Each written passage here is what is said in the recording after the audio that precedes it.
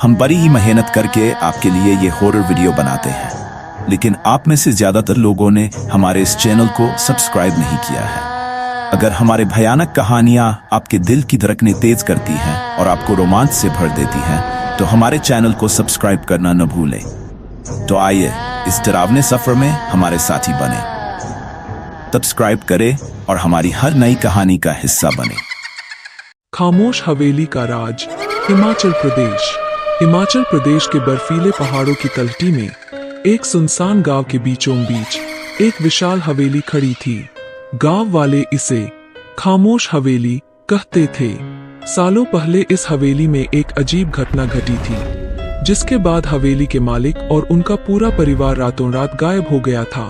तब से हवेली बंद पड़ी थी और गांव वालों का मानना था कि हवेली में एक भूत रहता है, जो वहां जाने वाले लोगों को अपना शिकार बना लेता है। अमन, एक पैरानॉर्मल एक्टिविटीज का शौकीन युवक, खामोश हवेली के रहस्य को सुलझाने के लिए बेताब था। उसने गांव के मुखिया को मना लिया और एक रात हवेली में रहने की इजाजत ले ली। सूर्यास्त के बाद अमन अकेला टॉर्च जलाकर हवेली के अंदर दाखिल हुआ। हवेली के अंदर का माहौल बेहद भयानक था। टूटी हुई खिड़कियों से बर्फीली हवा का झोंका आ रहा था और धूल की परतें हर चीज को ढके हुए थीं। दीवारों पर लटके हुए पुराने चित्रों में से चेहरे अमन को घूरते हुए लग रहे थे। अचानक हवेली के भीतर से एक अजीब सी आवाज गूंजी, गुरु घंटाल। गुरु घंटाल क्या है कि धीमी ताल। अमन ने चौंककर चारों तरफ देखा, लेकिन उसे कुछ भी नजर नहीं आया। कंपते हाथों से उसने एक कमरे का दरवाजा खोला। कमरे के बीचों बीच एक लंबा सा घंटा टंगा हुआ था। घंटे के नीचे जमीन पर एक काली चादर बिछी हुई थी। अचानक घंटे की ताल फिर से तेज हो गई।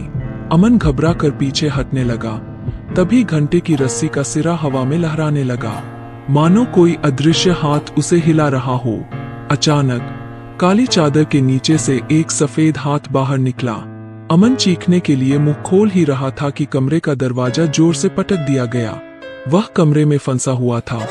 उसका सामना उस भयानक सफेद हाथ से हो रहा था। तभी घंटे की ताल एकदम से रुक गई।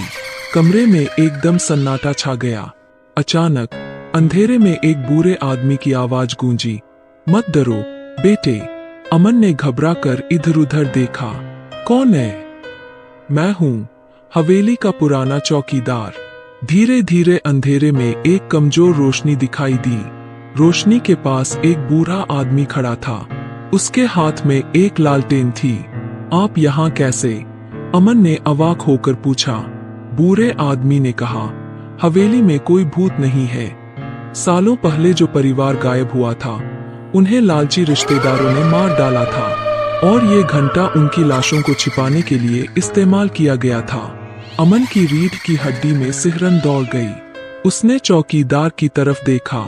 बूढ़े आदमी की आंखों में एक अजीब सी चमक थी, लेकिन वो सफेद हाथ। अमन ने हिम्मत जुटाकर पूछा। बूढ़ा आदमी मुस्कुराया। वह कोई भूत का हाथ नहीं था, वो मेरा ही हाथ था। मैं ही वो घंटा बजा रहा था ताकि तुम्हें लगे कि हवेली में भूत है। अमन को समझ आ गया। चौकीदार सालों से हवेली में छिपा हुआ था। यही वजह थी कि गांव वालों को लगा कि हवेली में भूत रहता है। आपने ऐसा क्यों किया? अमन ने पूछा। उन बेगुनाहों को इंसाफ दिलाने के लिए, चौकीदार ने जवाब दिया। उन रिश्तेदारों को डर था कि कहीं उनका राज न खुल जाए, इसलिए उन्होंने गांव वालों में ये भूत की कहानी फैला दी। लेकिन आपने मुझे क्यों बताया? चौकीदार ने अमन के कंधे पर हाथ रखा। क्योंकि अब मैं बूढ़ा हो चुका हूँ। मुझे डर है कि मैं जल्द ही मर जाऊंगा। तुम्हें ये सच दुनिया को बताना है। अगले दिन पुलिस ने खामोश हवेली की खुदाई की। घंटे के नीचे से 3 कंकाल बरामद हुए। जांच पड़ताल के बाद हवेली के मालिक के रिश्तेदारों को गिरफ्तार कर लिया गया। खामोश हवेली का रहस्य खुल चुका था, लेकिन रात के समय कभी कभी हवा में गुरु घंटाल की धीमी ताल सुनाई देती है। शायद यह उस चौकीदार की आत्मा है जो अब भी उन बेगुनाहों के लिए पहरा दे रही है।